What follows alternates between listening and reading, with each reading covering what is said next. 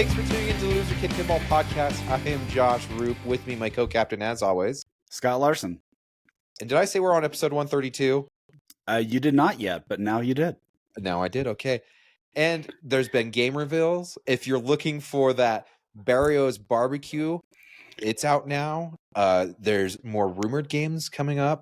And Stern might even have one coming out soon. If you're going to buy these games, who are you going to hit up, Scott? I'm going to call Zach and Nicole Mini at Flipping Out Pinball. They have always been great to us. And you know what? There's even some new packages. If you want to upgrade your Foo Fighters, you can get that topper, you can get the art blades. But you know what? Really, if you want anything pinball, they're always a good resource. They've always been a good friend to us. Yep. And definitely. And happy birthday to their youngest today, Fletcher. They just posted on Facebook, so I assume it's fine. Yeah, so it's public. Birthday. It's public. Yeah, it's public. So cool. Hey, there has been a ton of news, weirdly enough. It kind of compounded over the last... We tried to record last Saturday, and it's kind of imploded, right? Like, yeah, well, it was a little bit of everything, because you and I were both traveling. Like, okay, I need to stop traveling. I like traveling, but we went to a tennis tournament, and it was kind of crazy, just the travel logistics, and we just couldn't make it work. So where was the tennis thing here in Utah, or where was it at? No, the tennis thing was in California. It's actually it's a really big tennis tournament. It's Indian Wells, so it's in Palm Desert. And you know how there's a lot of people that say, the fifth major of stuff. If there is a fifth major in tennis, it would be this one. So aside from the US Open, Australian Open, Wimbledon, and Australian, did I say Australian or French or whatever? Australian. I didn't say French. Yeah. French, yes. So those are the four big ones, but this is considered a big one, and it was a lot of fun. We just went and saw tons of tennis, and we actually had there was a delay in game because of a bee swarm. Swarm. Not kidding. They swarmed in, and they actually got onto the drone. So go look it up. It's hilarious. Because they delayed for about 2 hours while they called a beekeeper to come in and vacuum the bees. So you're telling me if you really want to mess with your competition, you slather the drone in flower pollen? I don't know. Okay, it was legitimately crazy that they went and swarmed, and those spider drones that go up and take camera. Yeah, it was on that. Huh. I'll have to shoot you a picture. It really was surprising. Thankfully, we weren't there that day. We were actually watching on TV. You just wanted out of this wind, because I don't know about your neighborhood, but I know Eagle Mountain, which is across the freeway and down a little bit. The houses were consumed by tumbleweeds, and they were using plow trucks to get them off the road so you could still drive. Yep, it's been insane with the wind here. So this is Pinball and Weather, brought to you by Flipping Out Pinball. Alrighty, so Texas Pinball Festival is going on right now. There's plenty going on. Yeah, it's insane to see these pictures. It's crazy. Don from Don's Pinball Podcast is dressed up like Wonka and going around with his mic staff, I guess, dubsing people, knighting them in pinball. I don't know. Eclectic Gamers is down there. It looks like they're enjoying it. Everything just, it looks like a party if you're there. I'm slightly jealous. We're going to try to get this out so you guys have something to listen to on the way back from Texas Pinball Festival. But yeah, man, there's so much going on. So let's talk the first thing that's kind of the biggest news is the newest release, right? So Bario's Barbecue Challenge. Okay. This release. By the way, when you said it, and I just thought, I heard it as Spanish, Bario. Which is it's just neighborhood, so it's a Bario barbecue challenge, which is kind of hilarious and awesome at the same time. Bario, but yeah, Barry O's. This is apparently his last design before he passed away, and the team at American Pinball made a group effort to bring it into production. Is that how you understand? Is that how you understand the story? That's how I understand the story. But this design looks oddly close to one of their previous designs too. Ooh, yeah, it does. It does. I did learn though, because we got talking about this, right? We got talking about how if you have a layout, how do you not get sued when it's that close? And obviously, it's American Pinball; they're not going to sue themselves, right? For plagiarism. My understanding to patent a playfield is near impossible. And it would be because you could even argue there. Okay, I know that in trademarks they have to modify the playfield by, like 10 to 20% or something like that. So you actually see the reports, and when it talks about the economy, it's like new products coming out, and one of the products is like Doritos. Yeah, because they changed the bag, or yeah. or Pepsi. Pepsi just updated their logo, and so that actually counts as a new product. Whether or not that actually has to do with pinball, but it probably at some point there's only so much square footage you have in a design, right? Yeah.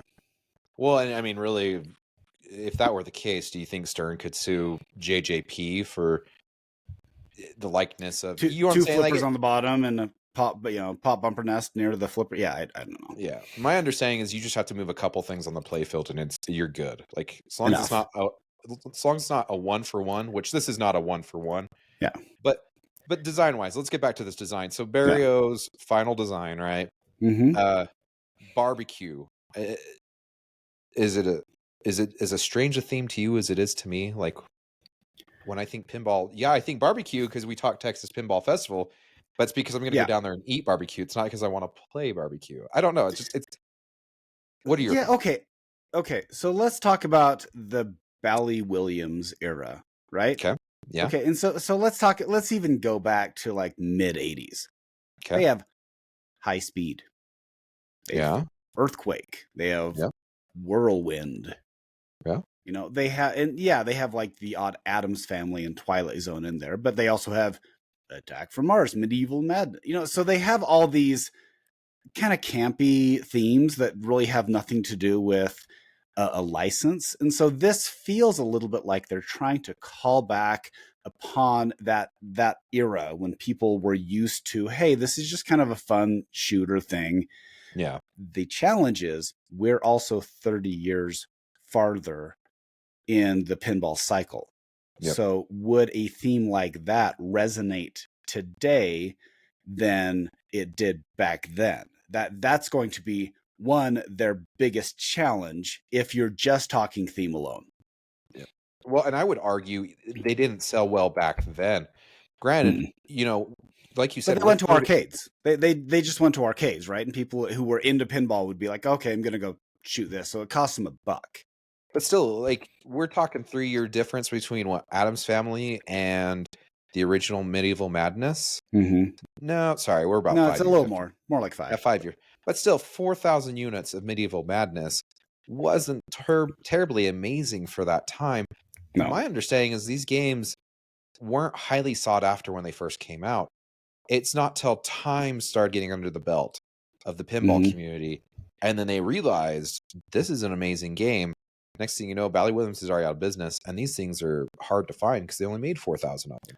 Well, I think that's the problem with supply and demand, right? It's supply and demand. Cactus Canyon, it's a fun game, and I own the remake. Yeah. Is it a $20,000 game? No. Absolutely not. There's no way, especially in the current state it was manufactured, but it was going for around that back then. Yeah. But my point being is the reason these are classics, the reason they work as an original theme is they never sold as an original theme originally. Like they weren't flying off the shelves as an original theme. Mm-hmm. They were made an original theme because Bally Williams was trying to cut some costs. Mm-hmm. And it didn't help the bottom line as much as they were hoping it would. Right. And so I think if you want games flying off the shelf, I don't know. I looked at Barry's list, and granted, he was a part of some really great games. Like we heard it from Larry DeMar, we've heard it from Steve Ritchie and others that were there during the 80s. That Bario's space shuttle helped revive the pinball industry back in 1984. And so there is that. When I think of that game, it's not one of my favorites, though. No. I mean, he was part of Gorgar, which was the first talking pinball machine. Gorgar speaks. Yeah. But the other interesting part, too, is they claim, we had Steve Ritchie say this on our last interview we did with him, at least he claimed, that Popeye is what essentially killed Bally Williams back in the 90s. And that was a Bario design. It was a bad one, yeah. But was it the design or was it the theme? He has some hit and misses. Okay, I wouldn't say that he is a terrible designer, but I also wouldn't say that he comes to your mind if you're saying, I need a collection of 8 games. I need 1 from Borg. I need 3 from Elwyn. I need, just all that kind of stuff. Very few people, unless they're like, no, I really want that game. It's he hasn't had as many hits, but he was also out of the pinball industry for a while, to be fair. Yeah, he made Queen Pinball, but before that, the last game he made was Junkyard back in '95. Right. And so I don't know of anybody who says that Junkyard's in my top 10. No. I think if anyone's going to say top 10, it would be Dracula. Bram Stoker's Dracula. Yes. And that's because it's a really great tournament game. It's very brutal. It's very much press start one more time kind of game. What else does it have? It's a great theme. It is. It's a great theme. Yeah. Even though the movie was terrible. But Dracula is a great theme. The movie, seriously. Halfway through the movie, I turned to my brother and I said, I don't even know what's going on. It was really that weird. But looking at Bario's Barbecue Challenge, it does look much like a throwback to the 1980s. It is. Yeah. When I first saw it, I thought Diner. And you pull up Diner, and there's some similarities there. I mean, sure. So I feel like this is a good throwback to that era. I don't know. It's not on my short list, though, of games that I want to own. I'm not going to lie here. However, actually, this actually could be a good location game. Because if you have like a barbecue area, or you have like a, some sort of restaurant with an arcade attached or a pinball area, I would definitely put some money into it. Yeah, definitely. There are tiers that I consider successful tiers. So is this would I, if I saw it and I had $5 in my pocket, would I put the $5 in for the 3 games? Okay. That's my lowest level, right? Yeah. Would I do that for, there are some games where I'd walk up and I'm like, yeah, I'm not doing that. This is definitely in that, hey, I'm going to do that. And if with those 3 games, if I felt like, hey, this is a fun game, this has fun call outs, this is one thing that was great about Medieval Madness and Attack from Mars and even Cactus Canyon, the call outs were hilarious. Yeah. And so by your experiencing that, you're like, you know what, that gave me a giggle. I'm willing to put some more money into it. And as long as I'm getting my money's worth, I will continue. So my first step is, will I put the $5 in for the 3 games? Then will I go back? If I had $20 in my pocket that night, would I put $20 into that? And then you get to, would I come back to play that game?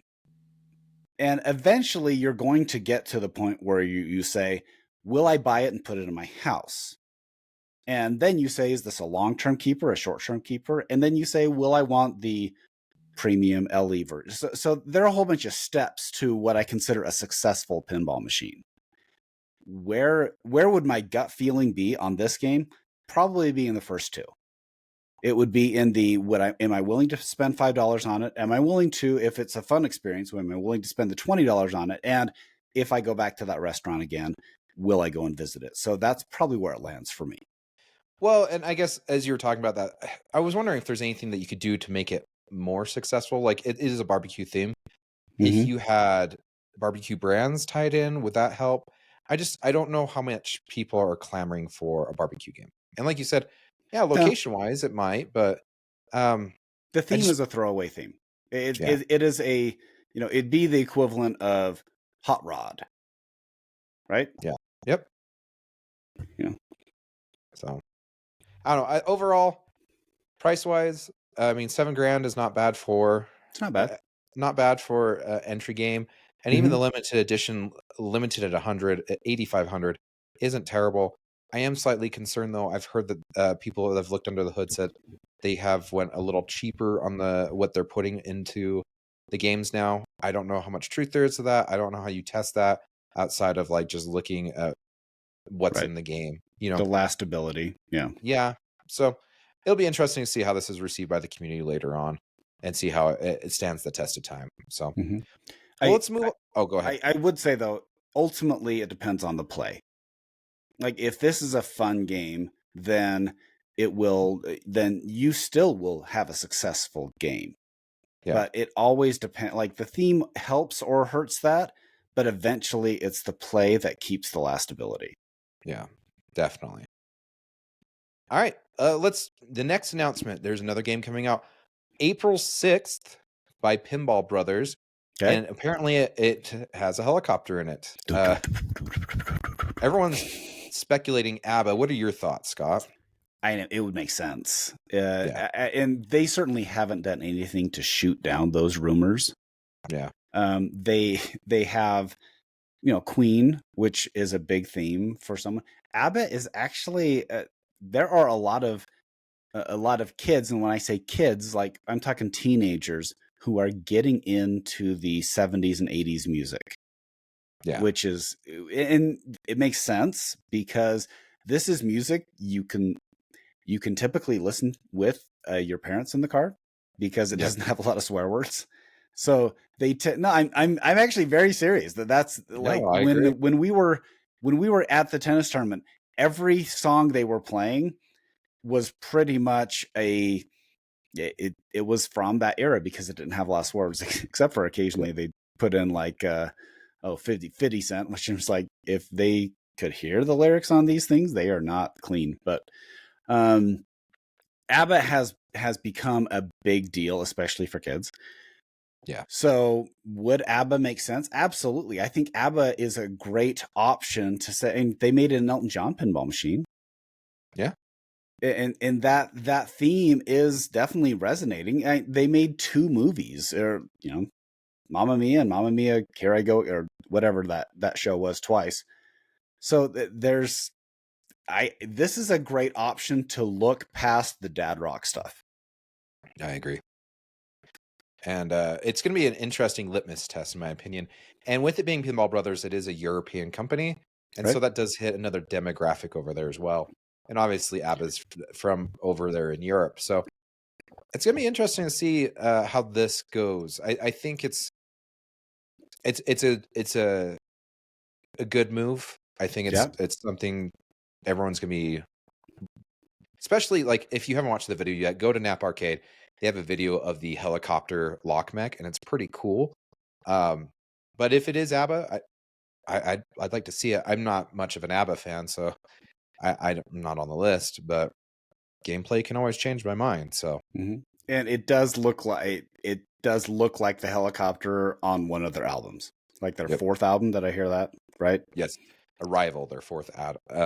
So if you want to check this out, like I said, Saturday, April 6th at 6 p.m., they are going to be showing it at the Clarion Hotel in Sweden.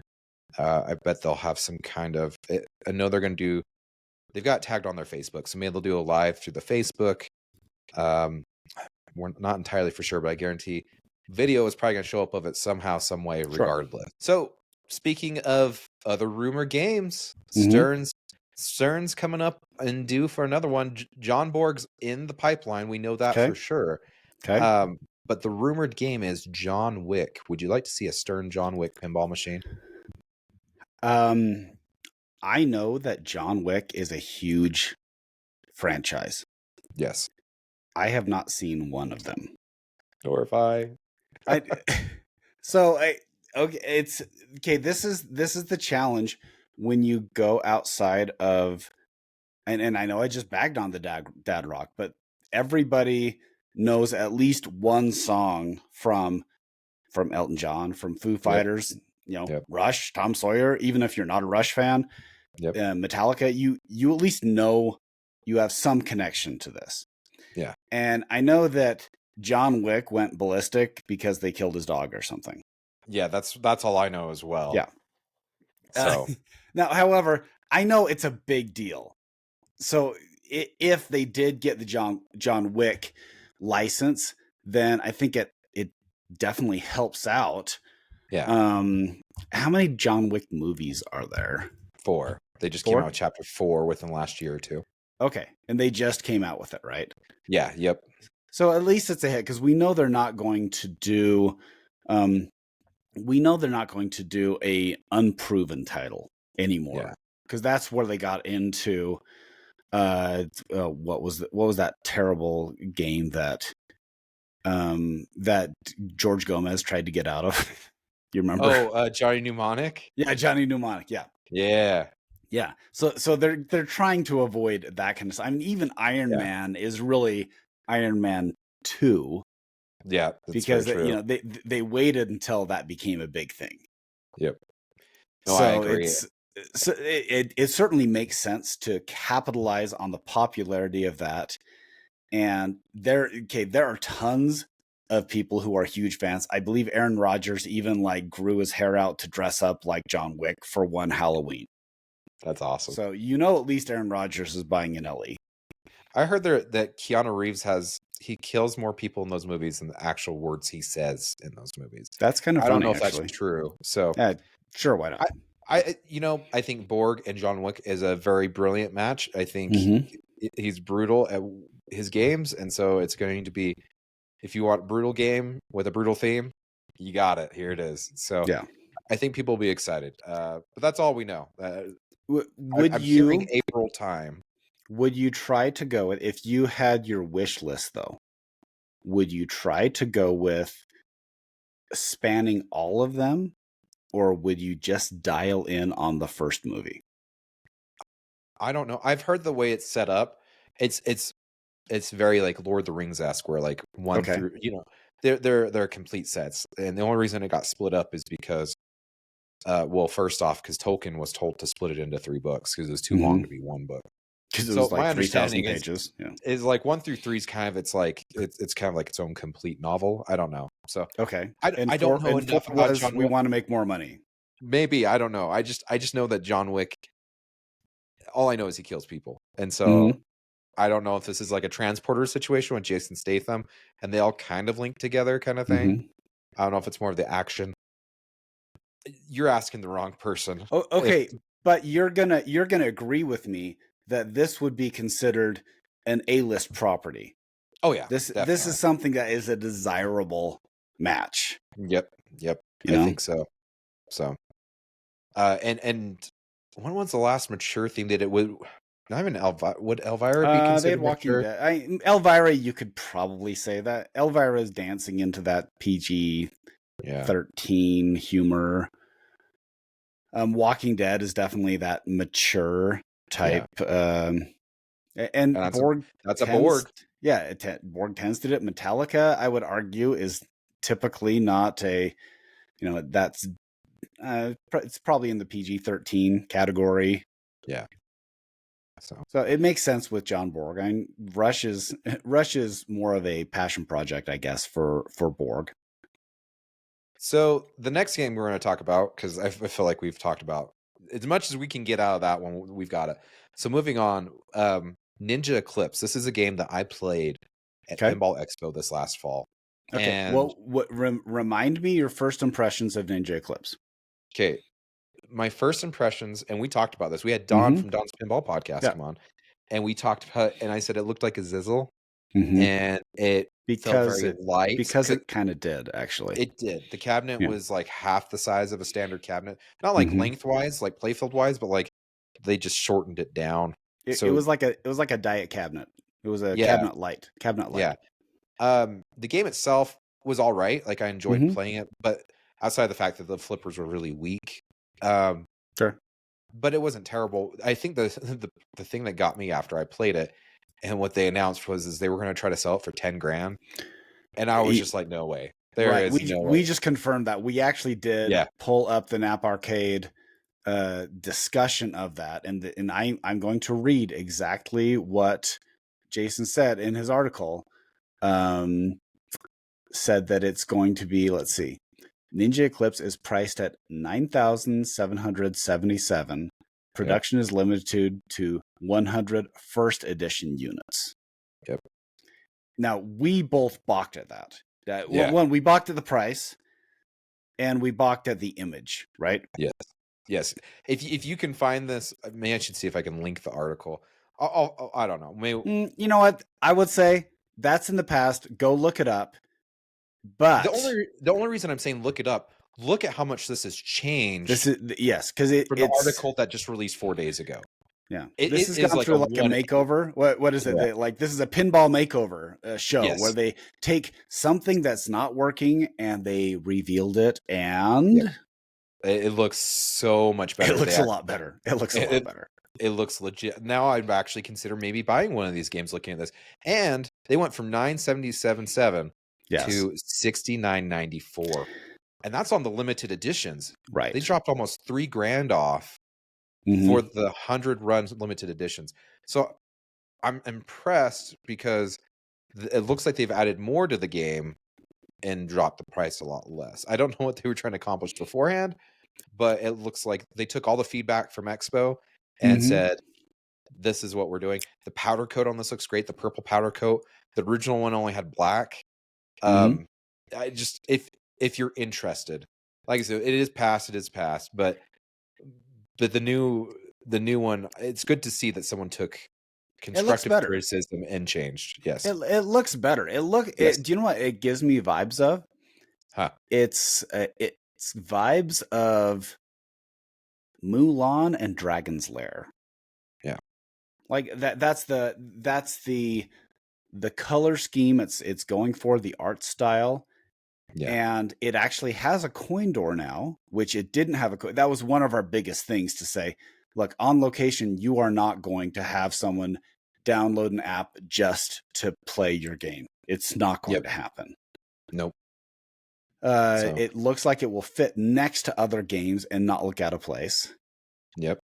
The playfield looks it you know what? And it looks better. And it could just be that it looks better because it is presented in a better environment.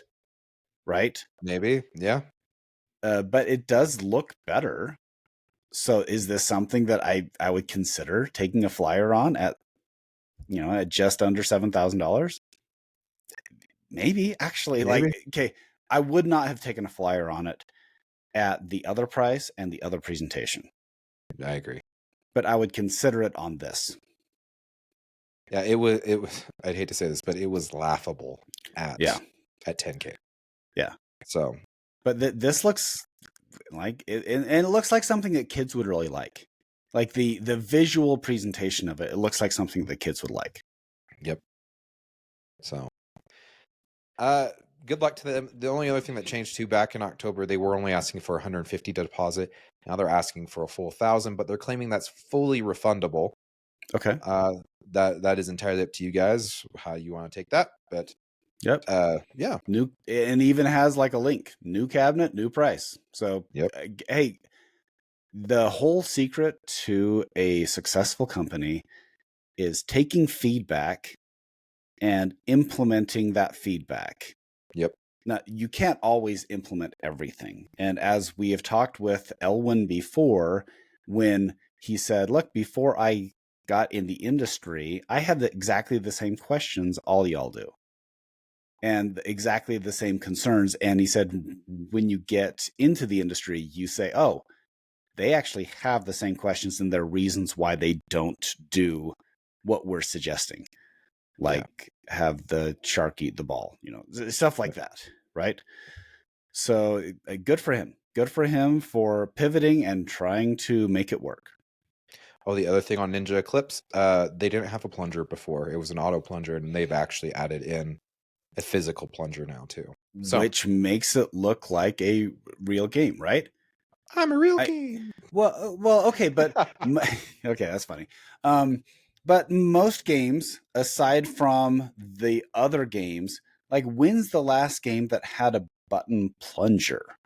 Probably Pinball 2000. No. I mean, all the P3s do because they can't actually put a physical plunger. Okay. I'm talking your standard, and I'm not going to say the fake pinball because P3 we know is a real pinball company and a pinball machine. But let's say that people want, because part of your code is going to be about varying your plunge.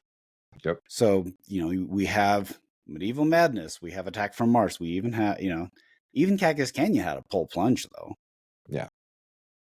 so that it makes sense to say, no, we want this to look like other games. I agree.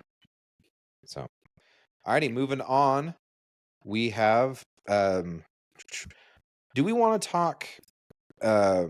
Speaking of P3, do we want to talk Princess Bride at all? We did talk a lot last episode about Princess Bride, and did kind of full coverage there. We're hearing people are loving it down at Texas Pinball Festival. The only complaint, which is this is the same complaint as always, like it's become an echo chamber and like kind of a mute point at this point, that the buttons aren't tied together. That's the only thing I've heard that are like, why can't they be on the same button? But yeah, and that's more of a P3 analysis or feedback than a Princess Bride feedback, right? Yeah, but exactly. When you and I played, like Weird Al is their last big reveal, right? Yeah, I guess they had. I'm sorry, they actually had Scott. They had Final Resistance. Yeah, they had Final Resistance too. But it was a fun game to play. Yeah. So if you're going to jump into the P3 market, I mean, you have Final Resistance, you have Princess Bride, you have Weird Al. Yep. When you add those all together, you can probably get all of, like, in even a few more modules, you can probably get, like 4 games for under $20,000. Yeah, I'm just adding them up in my head. That's basically 4 Pro Stern. Yep, definitely. The knock is you can't play them at once. You have to swap them out. True. But if you still are limited on space, but you want to try it, hey, Princess Bride, we have said if you're looking for an A theme, that's an A theme. Yeah. So, I think we did talk plenty about that last episode. Okay. So let's move on. We're seeing some great homebrews. So 2 were just announced. These games look amazing. Like, let's talk Motorhead first. Brad Albright, he's been on the show. He did our work for our shoes. He did all the art for Motorhead. He originally did it for Led Zeppelin. That's actually how we got to know him. Is he did the Led Zeppelin homebrew as well. Yep. Killed it on this Motorhead. It looks amazing. And David Peck is the one that made this. He was also that did the Led Zeppelin. Amazing. Just holy crap. And I guess Steve Ritchie approves, man. I guess they got a picture and he said that is amazing. That is the best homebrew he's ever played. So actually, this is David Peck did this from scratch. You can look if you're really intrigued. You can go on Pinside. It's called Announcing Motorhead Pinball, and it shows it from a whitewood. It's actually not a remake of any pinball machine. This is from the ground up, and it's very much a throwback to that like Gottlieb Stern Centaur. It has it has the total Centaur vibe. It's the red, white, and silver, or sorry, black, white, silver, red. Yep, and this game looks pretty amazing. It looks pretty awesome. It even has I love the flippers on the right, the double flippers on the right that have that suicide gap where if you try to trap up on the lower flipper, you drain. Yep. This game, honestly, I would not be shocked if pinball manufacturers were approaching David Peck this weekend and ask him, "Hey, can we buy this license from you?" Yeah. Because it looks good. It looks pretty good. I want to know. I want people to comment if you were at TPF. Comment on our Facebook. Comment on this episode. We want to know how this played because it looks really good. So yeah, it looks awesome, and wow, it's visually it looks. Hey, Brad, awesome. You're really good at your job. It's crazy. Yep. Another homebrew that came out this weekend that has been under wraps. We've known about it for a little bit. Saw Pinball. I'm so glad this is finally being revealed. Okay, I'm not a horror fan. I just it's not my thing. However, there are tons of people who are. Yes. Right? But this game, holy crap. So this one is actually a repurposed playfield. This is an old Whirlwind playfield. If you look really close, you can tell. It's what's funny though is like, if you really look, you can tell, but this looks nothing like Whirlwind. And the spinning saw blades in the game, the hacksaw plunger, the reverse bear trap or whatever the heck that topper is. I mean, Mm-hmm. this game is amazing. Holy crap. Like, Right. it astounds me what it's amazing what Homebrew can do, right? Like, It's amazing to me mainly that you see. I totally understand why licensors are jealous of their property and they want to present it in a certain way. And the example that I can think of is when Star Wars, when kids stopped buying the action figure doll things and they tried to repurpose them into something else. And they made it's kind of laughable because you remember the Star Wars figures that were kind of like stick figures, almost like from the 70s, right? Yep. And they had ones that looked like He-Man. And so it was like so the joke was Han Solo flex because he looked like a big He-Man guy, which is totally not how Star Wars goes. So I understand why licensors are like, no, we like the way we present things. We like it's a tried and true way of doing it. However, when you give someone the opportunity to run with it, you can have some amazing results that would surprise the original licensor to say, yeah, we should have done that in the first place. 100%. And this is a great example. This had a team come together as well.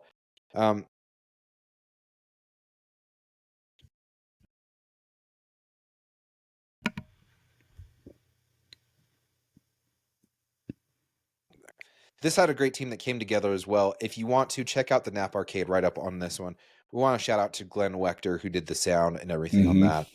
Amazing job. Yeah. And Glenn's always a good friend. Yeah. There is plenty of people down there looking at these things. I would not be shocked if they got approached afterwards, either saying, hey, you guys want to sell this game to us? Because holy crap, this is amazing. And obviously, it's going to have to be tweaked a little bit if it's a whirlwind. Right, because it's a Pat Lawler design, right? Yeah. But you could do... Yeah. No, it looks so good. It looks so good. And the theme looks like the lighting of it. It looks so good. You know how sometimes... this is... I don't want to get in trouble here, but there are some things where you see the lighting that is presented and it doesn't seem consistent with the theme. Yeah. Right? Yep. And so if something feels a little bit more like a carnival game or a slot machine or something that doesn't really match what the theme that you're trying to do, this is bright, it's popping, and it is definitely LED heavy, but it looks so good with the Saw theme. Yep. So that's the right way of doing it. So I've got to ask you a question. This is starting to... I've heard this floating around. Okay. We've got Saw, we've got Motorhead. Mm-hmm. The thing about Motorhead, it's from the ground up, right? Sure. But the coder is Matt Kemp, who works for Spooky Pinball. Okay. So when do we start crossing the line? If we're getting professional coders on these games, when do we start crossing the line of it's no longer a homebrew? Because honestly, these two games look like production quality games. They do look production games. Do you know what it looks like? Okay, just looking at this, like Frankenstein. Yeah, like John Borg's Frankenstein from yeah, where it's a theme that may not be well known, but you're like, yeah, this seems like it could have been a production game. Yeah, like if you put these three together, if you put Motorhead, Saw, and Frankenstein and said, pick which one was the production game, you would not choose Frankenstein. No, well, but you're also putting it up against a 90s game. Okay, I totally get it. I get it, but you're going to be surprised by this the isn't quality fair, of this. And maybe we shouldn't do this. But if you were to put Motorhead, Saw, and Bario's Barbecue Challenge in a row together, which one would you say is the absolute homebrew out of those three? Well, yeah, it's... And we can just leave it at that. You can plead the fifth on this one. Yeah, you're certainly blurring the lines. Yes. Okay, and I would point out that that's not really a knock on Bario's Barbecue. No. What it is it's a complement to Saw and Motorhead. I agree. Because they look professional. And even when and we loved Sonic, like the homebrew version of it, it still felt like a homebrew. Yep. Like the playfield layout still felt like a homebrew. This feels like, and I know Saw is a real layout, like a real production layout, but it still feels very much like, wow, this is a great game. Yep. Well, and looking at, so like with Motorhead, you've got David Peck who did everything mechanically and all that stuff, and then you had Brad Albright obviously doing art, and then like I said, Matt Kemp on code. With Saw, you have it was spearheaded and programmed by Austin Kerrigan, Eric Colts, and Joe Farnsworth on engineering, and then Glenn Wechter on music and calls. This is a 4-man team. The other one's a 3-man team. I mean, these are starting to turn into, these homebrews are almost turning into like a 1990s pinball team. You know what I'm saying? Right. And to make a good machine, that's actually what you want. Yep. You want someone, Glenn's great with music and all that. So yes, you're going to want someone who specializes in that to actually do the part that they're good at. That's a whole, like, that's economics. It's specialization. Yep. So I've just got to say, I got to take my hat off to you guys. This is amazing. Both teams, hands down, amazing. Let's move on. We still have a couple more things to cover. Okay. Foo Fighters accessories. I do like that they actually planned this out and said, hey, this is what we're doing. We're going to do an official release date for these accessories. I think either you release it with the game like they have in the past with some games, or you do this. You set a special date, so that way it's just not some random Tuesday. Hey, by the way, the topper's dropping today. Right. My opinion on these accessories, these are pretty awesome. Yep. People are complaining about the $2,000 price tag. It's kind of where Stern's resting at right now with their games. And honestly, it seems like anything with a moving head on it commands that $2K. At least that's what they've learned with. Does it look like it's moving just side to side though? Yeah, it looks like it's just moving side to side. It's not like Black Knight that goes up and down and around. But then again, you look at Turtles, which was another $2K, and it was just the eye on top of the Technodrome. No, Turtles was $1K. Was it though? Yeah. Turtles was $1. We'll agree to we'll agree to disagree on that one. No, I'm gonna look it up. Okay, but my point being is this is a pretty good looking topper. It's pretty awesome. I don't know if there's more to this topper. I've heard rumors that it was $1,000. Turtles was $1,000. Oh, never mind then. I apologize. So the first one that jumped up to this point was Mandalorian. Oh, okay. Mandalorian was $2,000. Is that the only? What about the Stranger Things one? With Stranger Things was like $1,000. Maybe. Okay. Yeah.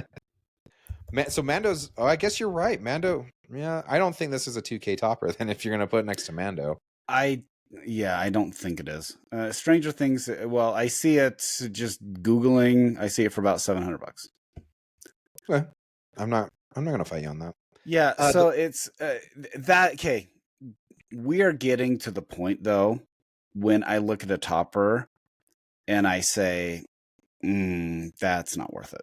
And sadly, I bought the Rush topper for $1,800 or $1,600, or I think it was like $1,700. Okay. Because I have the limited edition. There is a point. It makes sense, and it does look good. The challenge is, I'm just going to pull up Pinside.com and I'm going to pull up Foo Fighters. Okay. So let's just pull up Foo Fighters, and let's just see what a pro Foo Fighters is going for. Okay. Any idea? 6,500. Okay. There are some that are, you're looking between 6,000 and 6,300. Okay. So let me just look at what this is offering. Okay. So you have, sorry, I'm trying to get back to I have so many tabs opening. Okay, I'm going to close some of these. So, okay, so you have, where is it? You have to edit some of this out. Okay.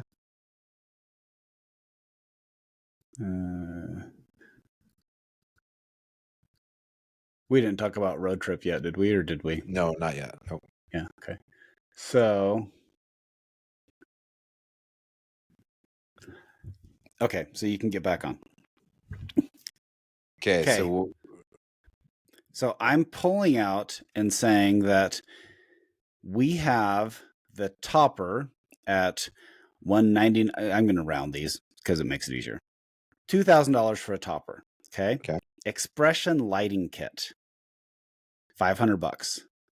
Shooter rod, $225. Side armor, $225. Art blades, $100. Okay. Okay. So what does that come up into the game?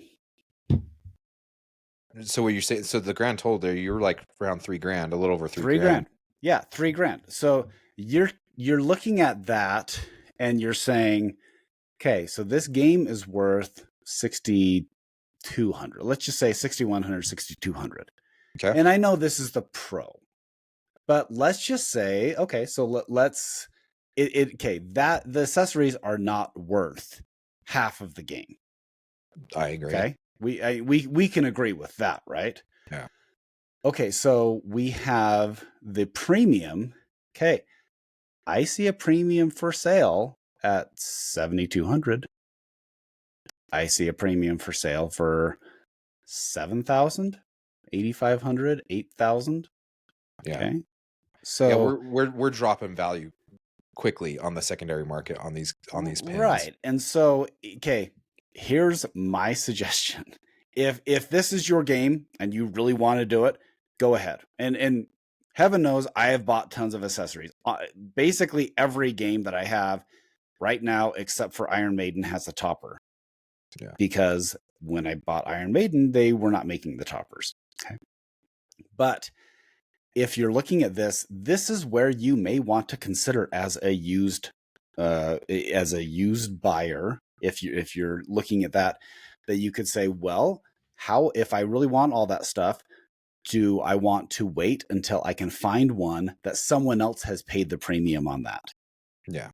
And then you can say, hey, this has the topper. This has the, because we saw that with Beatles, right? Yeah. People said, hey, Beatles is going for this and it has a topper. Well, you couldn't buy the topper alone, but you could buy the machine with a topper. Yeah. And you could definitely significantly drop that investment cost. And if you love the game, then I say go ahead. Bling it out, do whatever you want. I am concerned that we are getting too ridiculous category where it no longer feels that, hey, if you want this game and you want to spend a little more and get the nice version, this feels a little bit like a price gouge from Stern. Yeah. Well, I think here's the other problem too is accessories, they're not like bread and butter, right? Like the pinball machine's the bread and butter for Stern. And I think what we're going to start seeing is not necessarily price gouging, but we're trying to make up pricing because Venom didn't do well at all. And Jaws is doing pretty good, but who knows where John Wick's going to land if it is John Wick with John Board. And so the question is, because pre-COVID, I mean, we're 4 years after COVID now, right? But pre-COVID, these machines respectively were, Pro was at the like 61, 62. Right. Premium was like, it was high 7s, low 8s, I want to say. And then your LEs were under 10. And we jumped, a lot. I mean, your LE went up $3,000-4,000. Your premium went up almost 1,700, and then your pros went up almost 1,000. And so my question is, I guess to everyone that's sitting here listening, wondering about this, is has all the pinball companies put themselves in a pickle at this point? Because if you do drop the price, it automatically devalues everything that's been bought in the last 4 years. There is a cascade effect. Yes. There definitely is a cascade effect. And It sends shockwaves. Exactly what you're saying. So it becomes this like, well, do we keep prices where they are, even though we're selling less units, and try to find money elsewhere, or do we drop price? And I guarantee every company, because look at Bario's barbecue challenge. It's Right. $69.95. Galactic Tank Force's bottom one wasn't that. I want to say it was like 75. I could be wrong. I mean, Turner Pinball apparently just dropped theirs $3,000. You see what I'm saying? Like we're looking at pinball prices are starting to drop across the board. Granted, yes, Stern is the big dog. They have a lot more wiggle room than the rest of them do. And they're not hurting as much as other companies. Correct. Like, they're not. They're still selling games. Correct. So it's going to be intriguing to see what happens this next couple of years. If we see, I think the $2,000 price tag is to kind of help make up for some money that may not be there from previous titles. I could be wrong though. Like you said, a game like this is $1,000. It's $1,000 topper. Now, the one thing I don't have access to, and our good friend Josh Sharp pointed this out when I was railing about topper prices back in the day. It's like, the one thing you don't have is any numbers to back up your argument. And I totally appreciate that. I appreciate that I don't have access to their sales. I don't have access to their margins. I don't know. This is me looking at a topper and saying that they're I'm guessing on a build of material for a machine, you're probably looking at about 55 to maybe 60% is build of materials, and they're working with a 45 to 40% margin of the total price of the game, right? Yeah. Okay. If you look at these things, and there is maybe 20%. Yeah. Like, that topper does not cost more than $400 to make. That's true. There's no chance. And so this is definitely a high margin thing. Would they sell a bunch more at a lower price? Yeah, they would. Now, is it worth it to them to lower the price and to sell? It seems like the answer is no. Yeah.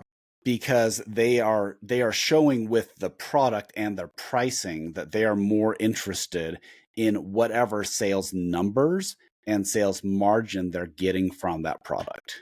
Yeah. Well, one thing too, go ahead.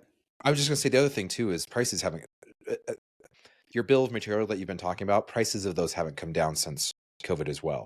Yeah. So we do have to take that factor in as well too. Right. And the challenge is, what this does is eventually, okay, you're probably not old enough to remember this. Okay. Just throwing this out there. Okay. The movie that actually, from my recollection, totally broke the mold for home ownership of a product was Top Gun. Oh, yeah.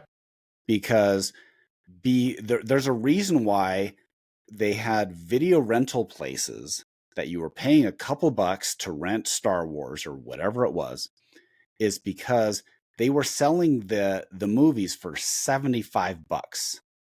Okay. And this is back in like 1983 or whatever. And Top Gun was released in 86. Okay. Oh, no, I know. But what I'm saying is, before that, the prices for these, if you wanted to buy the actual, if you wanted to buy a non-bootleg, that's the bottom line. Okay. If you want to buy a product from Paramount Pictures, it was like $75 to buy, Return of the Jedi or whatever. And I know that's not Paramount, that's Fox. But when Top Gun came out, they started advertising, hey, you want Top Gun? $19.95.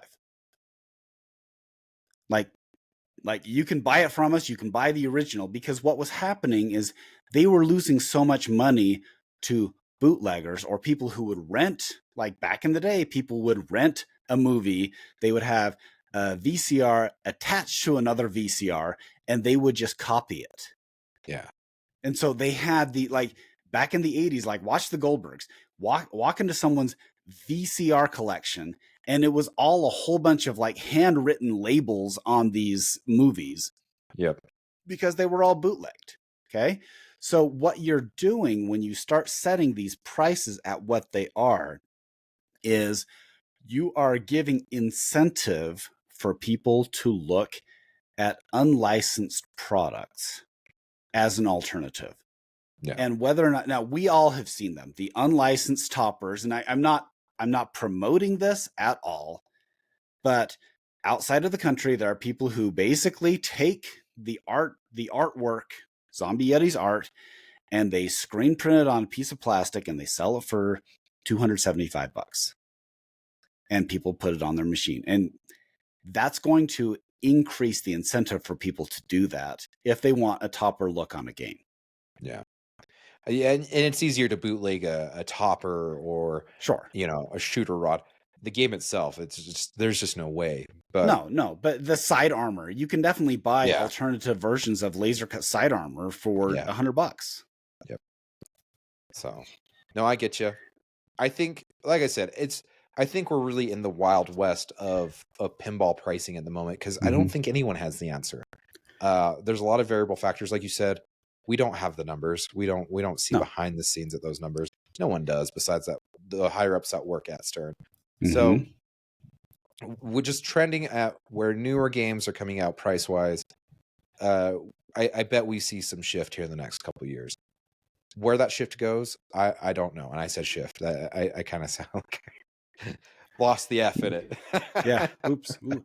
I will also argue that I am not super interested in Stern's shooter rods. Me neither. They kind of stink, to be frank. And this is a physics thing. You feel a shooter rod that's an OEM shooter rod, and then you compare it to the shooter rods. Now, I have 3 extra shooter rods that I have put in my games. I have Rush, I have Avengers Infinity Quest, and I also have Jurassic Park.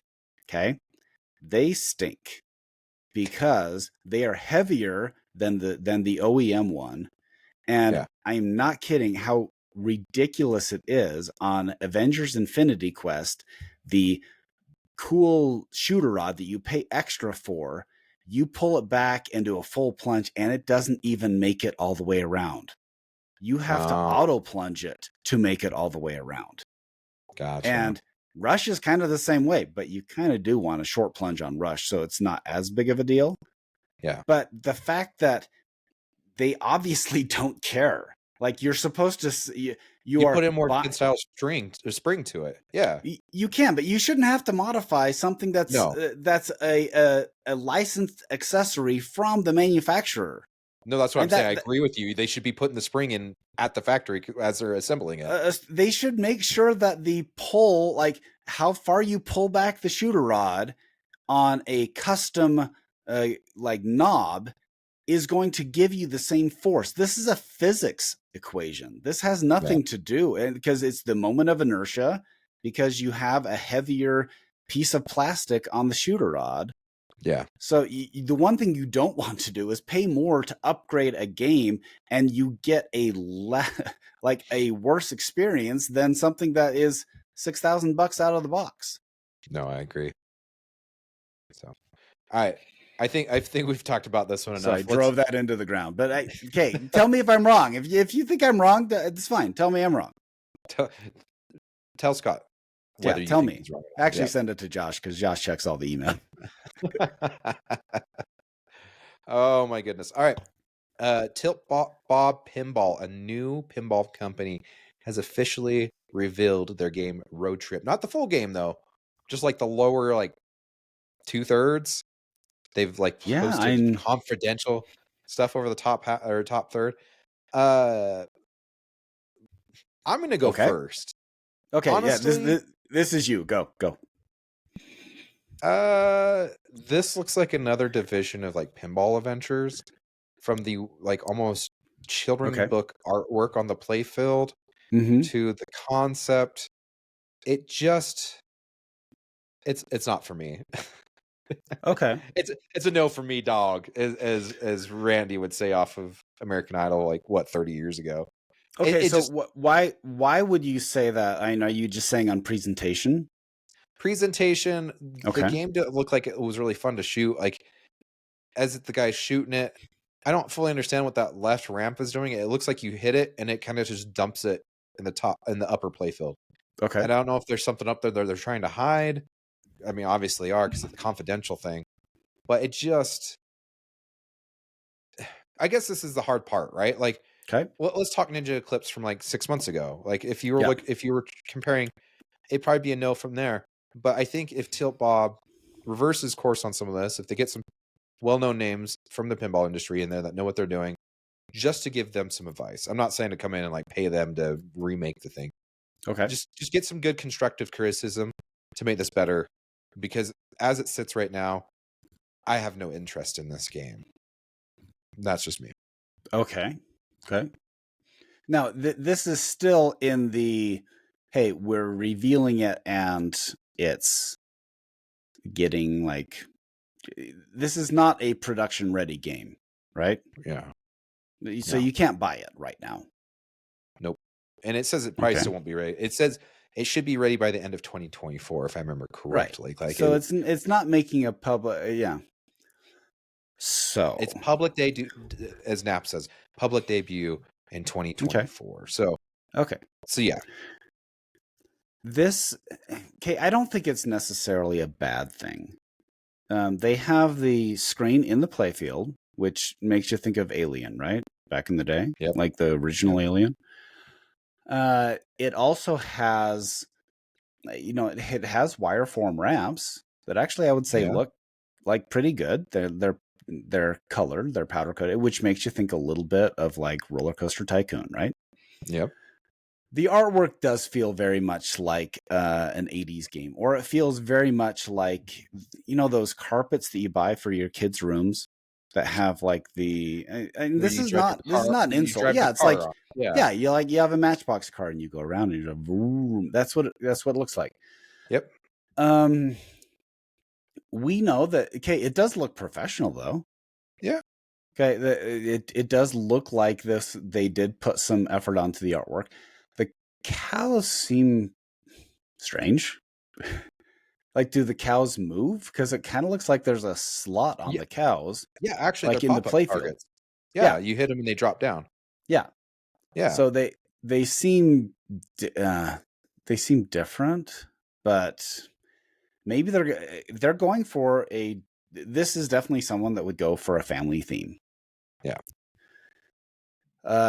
Is Road Trip something that people are clamoring for? No.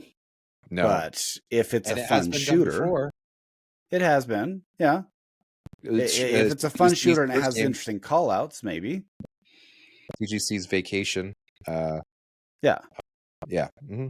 Anywho. Yeah, it is a little puzzling that someone would go with an unlicensed thing for a debut, I guess.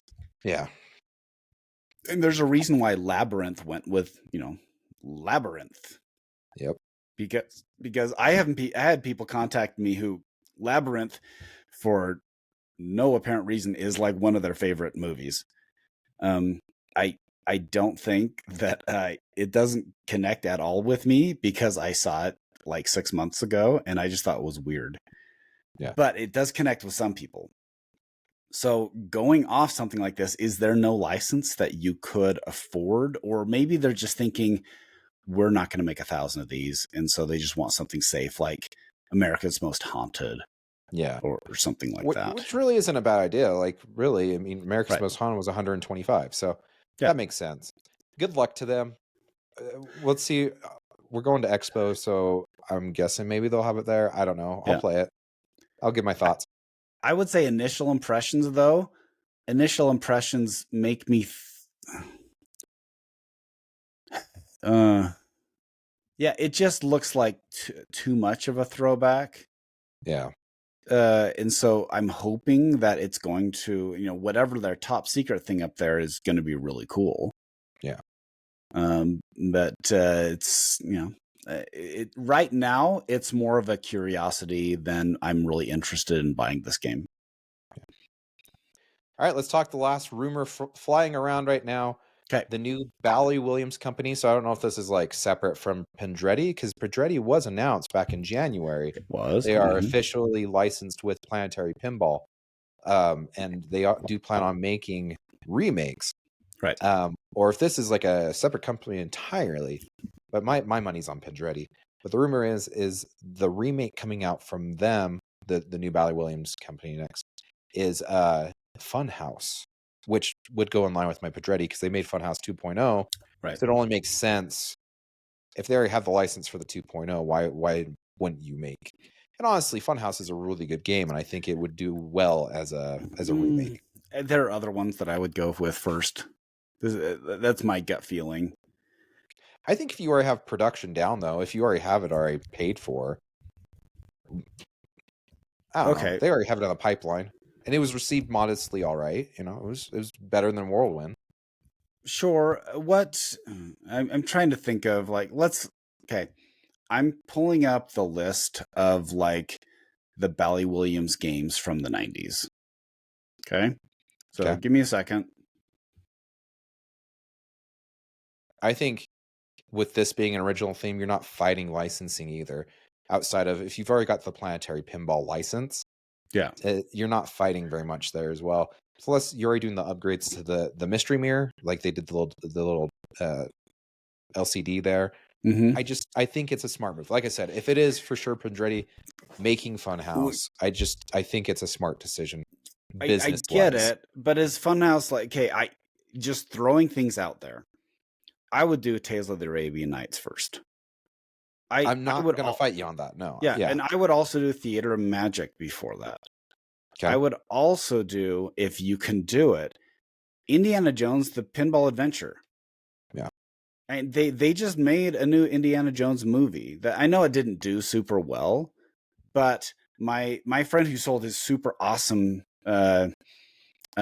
his Indiana Jones, the Bally Williams game, the Pinball Adventure, he still says, you know, if they made that, I'd buy it right now. And his Tales of the Arabian Nights, he said the same thing. If they made that, I'd buy it right now. I don't feel the same way if they said, great, you know, there's a new Funhouse out there. And maybe it's just because I'm not the biggest Pat Lawler guy. Maybe. I think Funhouse is one of his best games he's made. Really? Okay. I think out of all the Pat Lawler designs I've played, Funhouse is one where I'm still excited to play every time I play it. Really? Mm-hmm. I love Funhouse. I think that's why I'm saying, like, it's like I said, from a production standpoint, if you already own the licensing, you've already put money into development with Funhouse 2.0, I just think it makes great business sense to get your company off the ground to begin with. I agree with you. There's probably better 90s games to start off with, but from a business standpoint, I think it's smart if they are going with that. It's still a solid game, and you are correct in saying that if you've already put some money into this theme, then maybe that's something to continue with. So I agree with you on that. And the secondary market, have you seen the secondary market for Funhouses right now? It's insane. When I first got in, I thought 3,500 was insane for a Funhouse. For a Funhouse, this is not 2.0. This is just Funhouse straight out. You're still looking at high sixes, low sevens. I mean, so you're basically looking at Stern Pro. Yep, you're looking at Stern Pro. Okay, so I guess there's one in Jersey for 5,800. One in San Diego for 61. Okay. One apparently in Phoenix for 13,000. That's sell pounding. I don't know what does it mean. 13,000 is what they're getting. But even the Funhouse 2.0s, I wonder what people are trying to sell those. 8,800 to 10,300. Yeah, that's a lot. One right now, if you want to buy in New York for 11K. So. There's 3 marketplace ads for Tales of the Arabian Nights. One's for 10,500, one's a trade, and one's 13,000 firm. Yep. Another one. Let's just look at and I know we're playing What If. Yeah, we are definitely playing What If, because you made the point that, hey, if you're going to do it, you probably just want to stick with what you've already made. Okay, so Indiana Jones: The Pinball Adventures, 11,250, 12,500. So you're still looking at a an LE stern. Yeah. The question is, do you have to fight Disney on the licensing on something like that? Because now they own Indiana Jones. Or is it okay? because, okay, I'm sorry, it can't be that hard. They made like 1 billion of the Marvel movies. True. Like it can't be that. They made Star Wars. It can't be that hard to negotiate an existing product. This is not even a new product. Yeah, true. You're just re-upping a license from, or would you even be re-upping a license? Because you would, well, I guess if you do any changes from the original. I don't know. Tell us your thoughts. Do you think Funhouse is a good game? I don't know. It wouldn't be a good one for me, but I understand from a business decision-making standpoint why they would do it. Yeah. So, okay, I think that pretty much does it for us, Scott. We've been, I don't know if after I edit this down. Yeah, we went a little long, so sorry. Hopefully you enjoyed the time we had together. Definitely, and we got plenty coming up. So, like I said, we were supposed to record last Saturday, and sadly both our guests had to bail. So, maybe we'll have an interview episode here soon. I don't know. We're trying to still figure this out. Springtime's always kind of a weird time. So, yep. But if you want to get a hold of us, we are loserkidpinballpodcast@gmail.com. I need to start saying this at the beginning of the episode because we do have a YouTube. If you go there and press subscribe, it helps us out. Just because we can then link our Silver Ball swag if you want our t-shirts, or if you'd like some shoes or whatever, you can go to silverballswag.com/loserkid. We'd be able to attach that to our YouTube. I don't know why. You have to have 500 subscribers, but that's the agreement apparently you have to have. It's all good. Facebook, Instagram, X, Twitch, YouTube, all at loserkidpinball. And like I said, again, if you do want to get hold of us, probably the best way is Messenger on Facebook, but the Gmail does come straight to me. I will respond to that as well. As long as, for some odd reason, my phone doesn't like to notify me I get Gmail, so I have to manually update. You have to look at it, yeah. Other than that, what else you got for us, Scott? Okay, I want feedback from Texas. Since we weren't able to go, we're living vicariously through you. So please give us your feedback from Texas and tell us what you like, tell us what you were disappointed in, and tell us what you're looking forward to in Expo. Yes, and as we close this out, this is Glenn Wechter's Zepp's Test song. Enjoy.